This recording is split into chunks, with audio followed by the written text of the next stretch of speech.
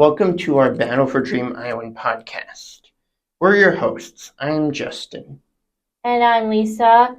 We're going to talk about our favorite YouTube show called Battle for Dream Island. We will be giving you a brief history of the series that started its own subgenre. How did it all start?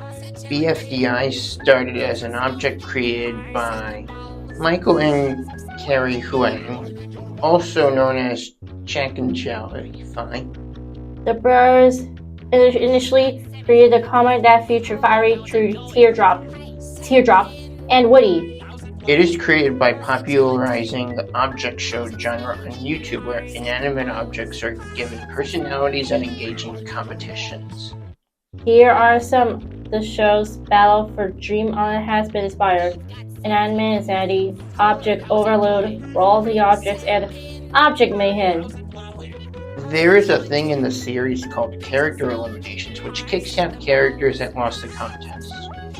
In BFDI 1, the eliminated characters were Flower, Tennis Ball, and Pen.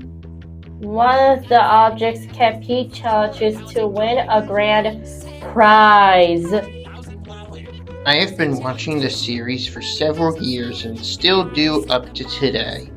The interesting part of the show, which I also find interesting, is seeing inanimate objects being actual characters. I've been watching BFDI Inanimate Insanity because BFDI is way better than Dragon Ball Super, and Inanimate Insanity is way better than My Little Pony. I like them all pretty much, but I'm neutral for My Little Pony. My favorite character is Fiery because he's cool. My favorite characters are Golf Ball and Tennis Ball because they're both balls and they are sports objects. Thank you for listening to our podcast. We hope you enjoyed the show. Go and check it out on YouTube.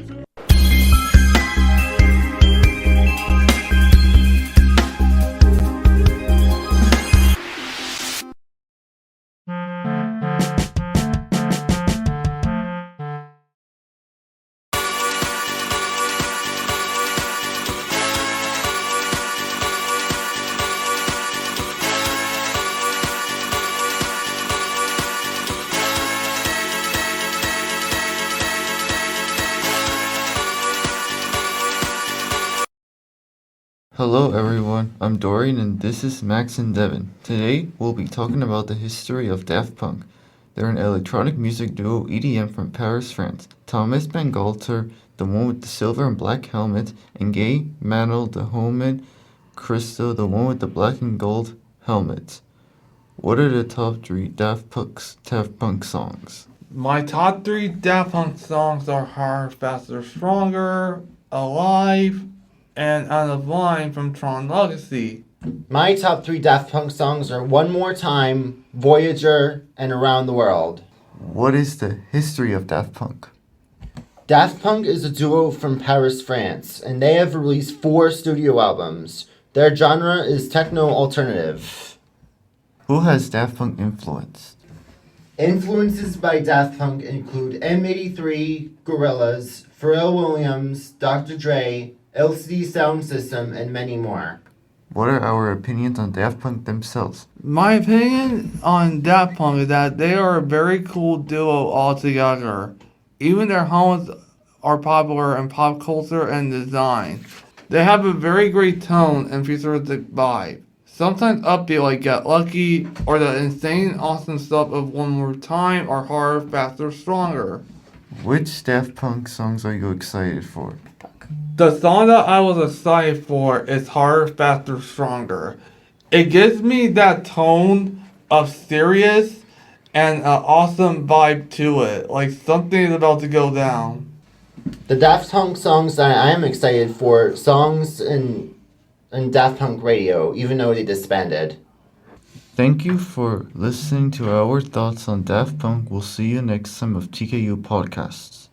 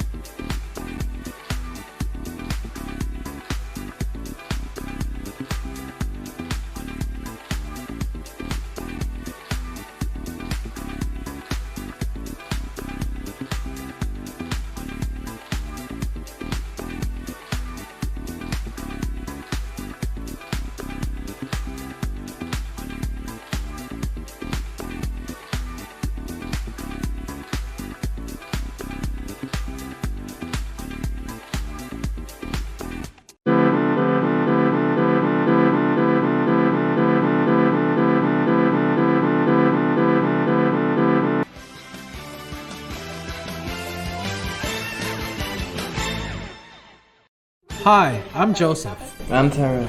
And I'm Stanley. And today, we are going to be talking about professional basketball players. First, we are going to be talking about LeBron James. He plays for the Lakers.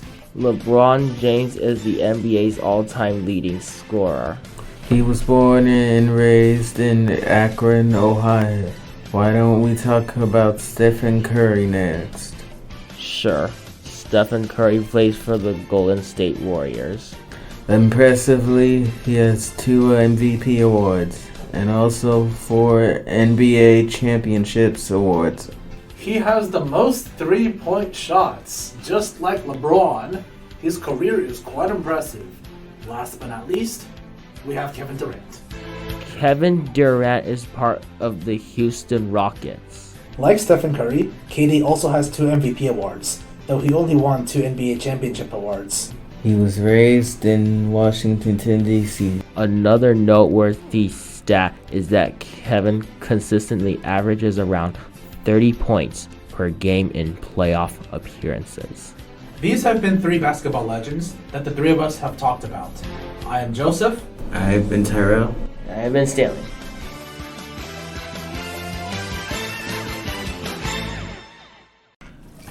What the 2 and the what? The first was the one part of violation. There was a what indication. What the 2 reviewed the what indication. They say the what the 2 wants looking for cheese and the bread on the kitchen floor.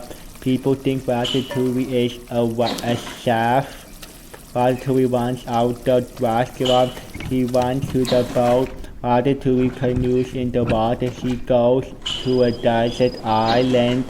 He lives happily ever after. The end.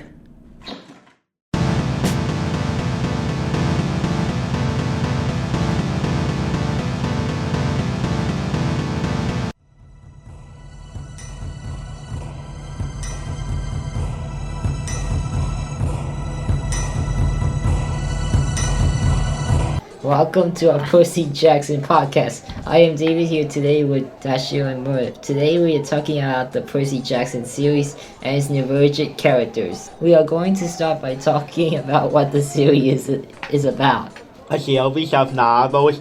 It is about Percy Jackson and the Olympian is part of a fantasy novel written by Rick Warden. Percy Jackson's virtual boy when she learns she is a half-blood in the first novel called Percy Jackson the Olympian. The Lightning Thief. Each novel contains a quest that Percy and his friends go on. Each quest has a prophecy which is given by the Oracle of Delphi. What is your relationship with Percy Jackson? Percy and I both have learning differences. What do you learn about the series? I like how the characters have powers. What makes the series meaningful? The characters have learning differences. What are you looking for in the Percy Jackson TV show's 2nd season? I am looking forward to the new characters being added to the new season.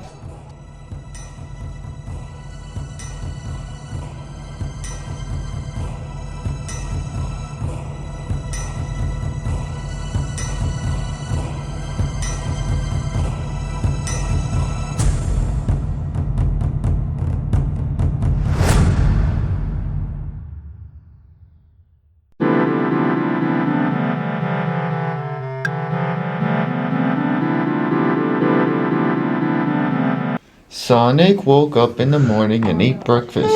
Sonic was feeling happy after he ate breakfast. He went to work. He works in an office environment.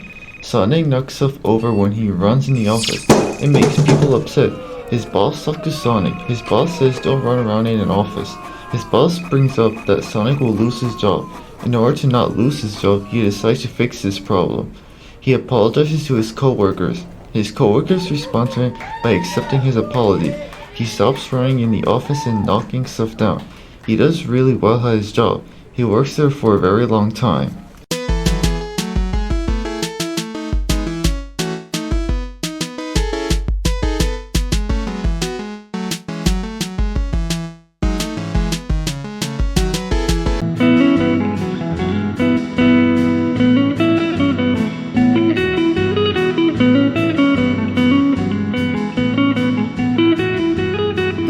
story about three friends going to farm camp. The size of the farm is big. One day at farm camp, there are 3 pigs, 5 sheep, and 7 chickens. Something bad is that there's a storm coming and everyone wants to make sure that the animals are safe. Everyone has to stay in shelter until the sun comes out. When the rain stops, everyone gets to have fun even though it stops raining. But everyone is excited for the farmers to give them a tour for the plants and animals. That was about the story of farm camp. And they all lived happily ever after. The end.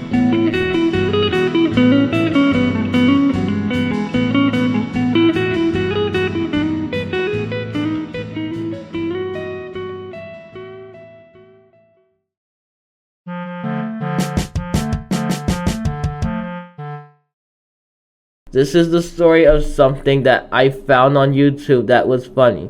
I was opening up YouTube to watch Roblox, but found a video where someone was rolling a line of dominoes into a tall tower that was built with dominoes. That tower looked like a tower that never existed in the world. I did not expect this video to appear on YouTube, but the work that this person did looked amazing. I wish I could do the same. The reason of wanting to do the same thing I saw on YouTube is because I want to reach up to 1 million subscribers with every video that contains 5,000 comments. So far, I have 221 subscribers, which is almost like not enough to be a famous YouTuber like everyone else. Here's the fun part. The more subscribers I have, there's a possible chance that I will get a play button and hang it on the walls, and to take a picture of it and keep it to myself. So my idea is that I want my channel to be related to gaming, experiments, transit, technology, etc.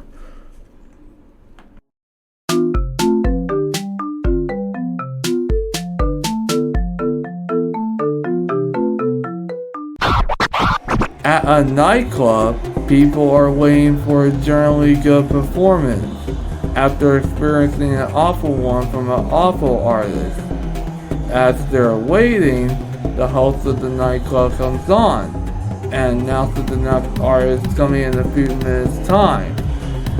But there's a twist. The host of the nightclub states it's not just one artist, but 2. The people are shocked. 2 artists? 2? How insane! The host then tells the 2 artists to come out. Everyone sees and realizes the 2 are wearing helmets.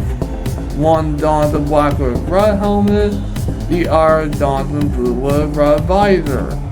The 2 then look at each other, smirking under the helmet that they're gonna have the people signs of their lives.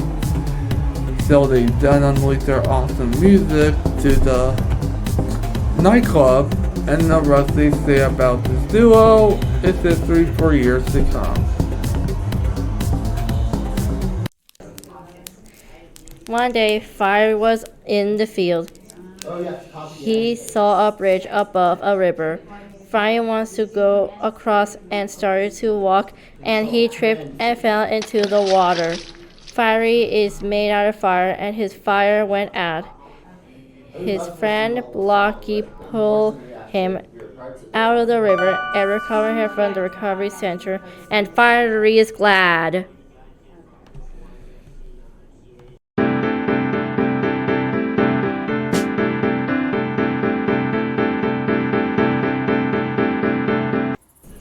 One night I was fast asleep and all of a sudden, out of nowhere, a swarm of skeletons went all berserk, roasting me, saying silly things about me.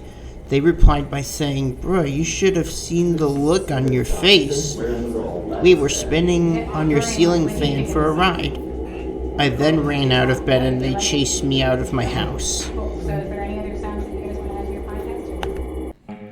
Three friends, Max, Sean, and Jeanette, are playing outside of Max's house Sean suggests that they go explore. Max and Jeanette agree.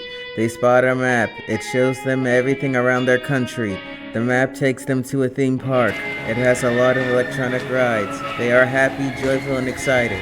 A manager named Robbie warns them that if they stay in the park for too long, the park will close with them stuck in it. He tells them that the park closes at 9 o'clock, and everyone is to leave around 8:30.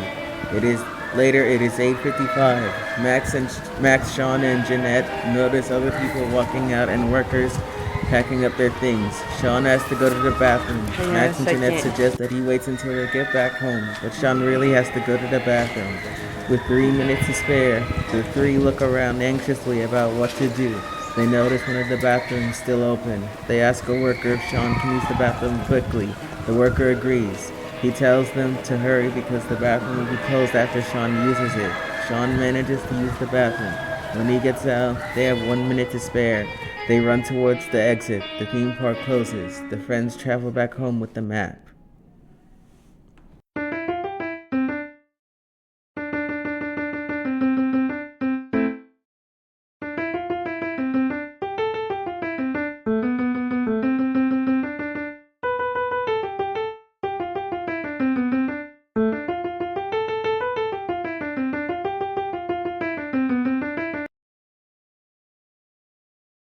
One Monday, I told my mom, "Don't open the windows. Bugs could fly in." Mom said, "The window will only be open for a few minutes. That plus it's too windy for the bugs to fly properly."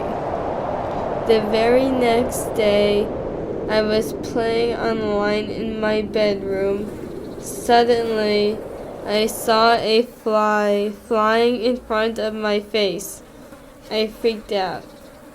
I then killed the bug with my hand by slapping it on my desk. Later that day, I told my mom, "There was a bug flying in my room. It was annoying me." My mom tried not to laugh while saying, "The wind probably blew the bug inside. I guess we would keep the windows closed from now on." For the rest of the week, we kept the windows closed. No bugs got blown into our apartment after that. I felt relieved and happy. Problem solved. The end.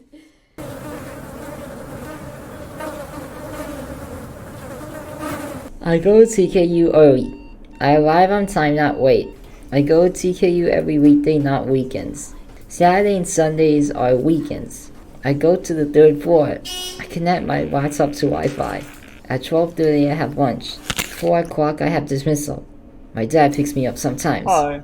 I made DC Comics like Wonder Woman. I did a role play on the haunted house. Now I am writing a story on TKU for my podcast on Photo P. TKU makes me feel good. TKU is fun. Hello World is the first line of code most people type on their coding adventures. In a nutshell, the gap between novices and data experts is kinda massive. Most people would need a safety third because it can very easily be too much of an upward battle for many.